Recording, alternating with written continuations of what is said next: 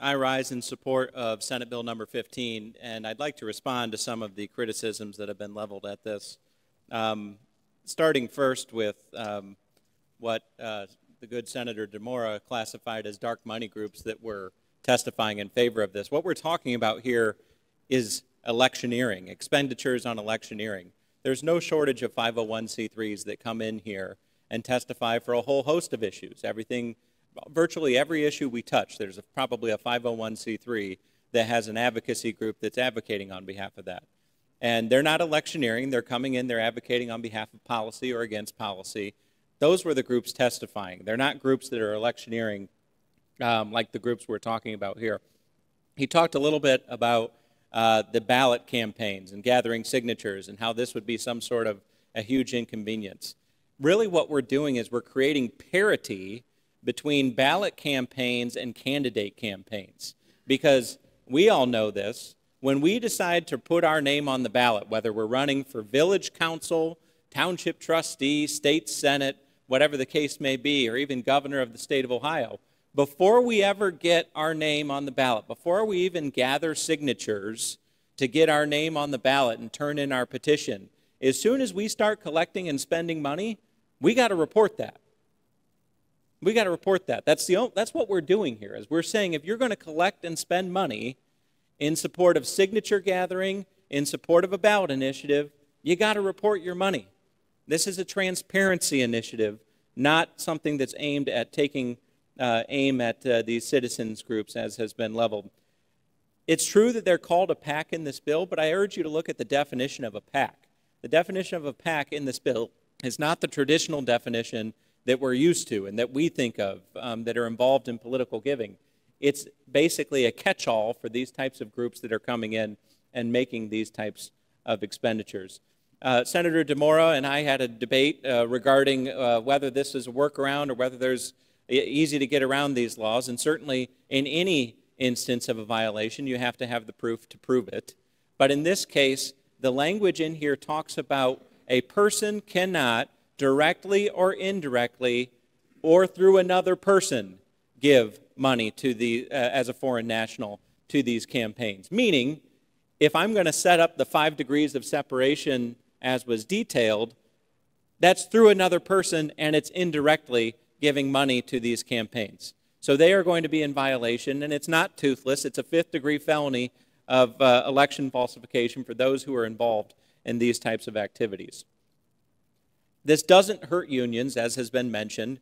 It labels alternative political organizations as the only way this would impact a union is if a union didn't have a political contributing entity or a PAC already associated with it, and the union decided to directly give out of its general funds to one of these entities if it had received foreign money.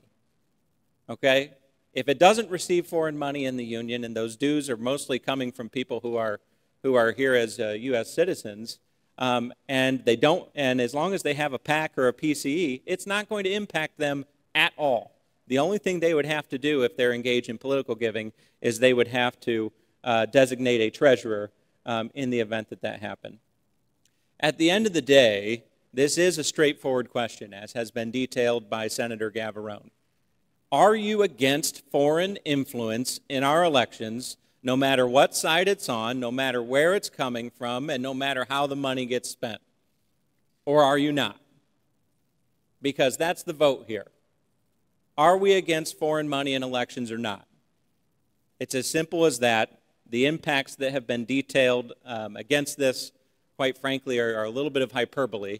And I think they're overblown, because we can detail in the bill how these impacts aren't going to be what was detailed by Senator DeMora. I urge passage of the bill. Thank you, Mr. President, for the opportunity to talk about Senate Bill 215 today. This legislation is quite simple. It prevents foreign interests from participating directly or indirectly in ballot issues. Both Ohio and federal law already prohibit foreign interests from participating in candidate races, but currently leaves the door open for ballot issues. We want to shut that door and stop foreign interference in all our elections.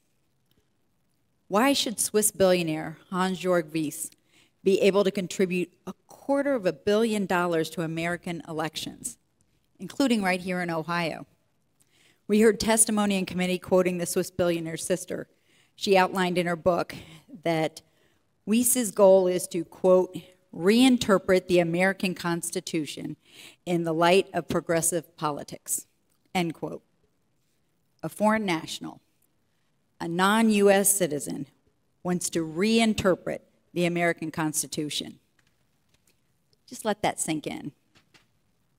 This campaign finance reform measure will ensure that none of Ohio's elections are impacted by foreign influences, whether it's a candidate or a ballot issue. And this will better protect Ohio's elections from foreign interests hiding behind dark money entities like 501c4s. We don't often have issues this black and white before us. A yes vote is a vote to keep foreign influence out of our ballot issues, the same way we do in our elections to select our representatives. A no vote is an unmistakable message to Ohioans that allowing foreign billionaires, the communists in China and Russia, and countries like Iran and North Korea. A no vote says that for them to meddle in our elections is not only acceptable, but encouraged. By passing Senate Bill 215, we can better protect Ohio's elections from foreign influences and ensure the integrity of our democratic process. Mr. President, I'd like to thank my joint sponsor, Rob McCauley, and his staff, Chairman Ruley, and members of the General Government Committee, and my staff, Sean Parrott, Brett Veek, and Emma Robinson. I urge my colleagues to support this important campaign finance reform measure, and I encourage a yes vote.